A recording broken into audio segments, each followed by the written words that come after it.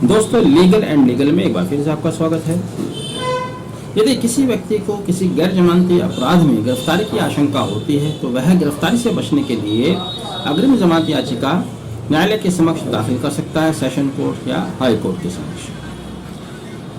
Anticipatory bail के संबंध में सीआरपीसी की धारा 438 में बताया गया है, 438(1) में बताया गया है कि आप किन परिस्थितियों में एंटीसिपेटरी बेल मूव कर सकते हैं।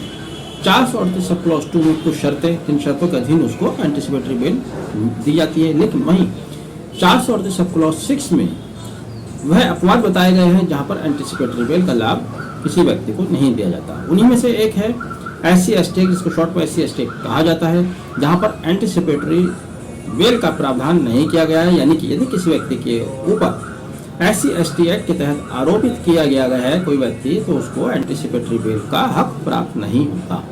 लेकिन एक सामान्य प्रश्न आता है, चूंकि जब SC/ST एक्ट है और वहां पर कोई महिला के साथ अपराध है, वो नाबालिग है, वहां पर पॉक्सो एक्ट भी उसके ऊपर लागू होता है।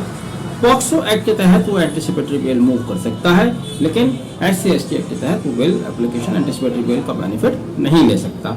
अब सवाल ये पैदा होता है, जहां एक व्यक्ति के ऊपर दोनों ही कानून के तहत आरोप लगाया गया है, तो क्या वह एंटीसिपेटरी बेल का लाभ ले सकता है या नहीं। इसी को हाल ही में इलाहाबाद उच्च न्यायालय ने एक बार फिर से उसकी व्याख्या की है, विस्तार से बताया है। दरअसल इलाहाबाद उच्च न्यायालय ने बेल एप्लीकेशन थी, जिस पर इलाहाबाद उच्च न्यायालय ने 13 अक्टूबर 2023 को निर्णय सुनाते हुए कहा कि जहां पर दो कानून एक साथ आते हैं, वहां पर बाद वाला कानून प्रिवेल करेगा। यानी कि स्पष्ट रूप से तो उन्होंने ये कहा है कि यदि पॉक्सो एक्ट और SC/ST एक्ट दोनों एक साथ आते हैं तो पॉक्सो एक्ट के प्रावधान प्रिवेल होंगे। बेल के संबंध में पॉक्सो एक्ट के जो कानून हैं, जो नियम हैं, वो लागू होंगे, उन्हीं के अनुसार प्रक्रिया चलेगी। यहाँ पर उन्होंने एक केस लॉ भी कोट किया, शरद पाबू दुगुमती बनाम गवर्नमेंट ऑफ NCT दिल्ली 2017, जिसमें सुप्रीम कोर्ट की कोर्ट बेंच ने यह डिसाइड किया था, ये कहा था कि जहां पर दो कानून हैं, दो एक्ट हैं और वहां पर नॉन ऑब्स्टेंट क्लॉज नहीं दिया गया है, तो ऐसी दशा में जो बाद वाला कानून है, यानी कि अब आप देखें पॉक्सो एक्ट 2012 का है, जबकि SC एक्ट 1989 में लागू हुआ था। तो सुप्रीम कोर्ट के मत के अनुसार माननीय सुप्रीम कोर्ट ने कहा कि जो बाद वाला कानून है उसके प्राविधान बेल के संबंध में लागू होंगे।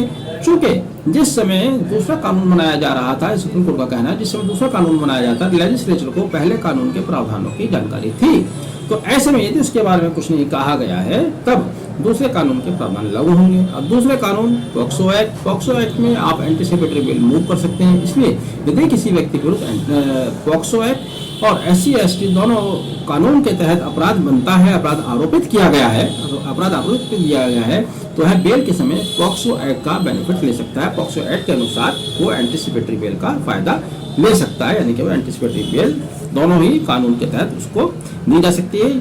यह इलाहाबाद उच्च न्यायालय ने स्पष्ट किया है। मैं समझता हूँ आपने वीडियो आखिर तक देखा। जानकारी आपको अगर पसंद आई है तो इसको आगे भी शेयर कीजिएगा। वीडियो देखने के लिए धन्यवाद। Thank you. Have a nice day.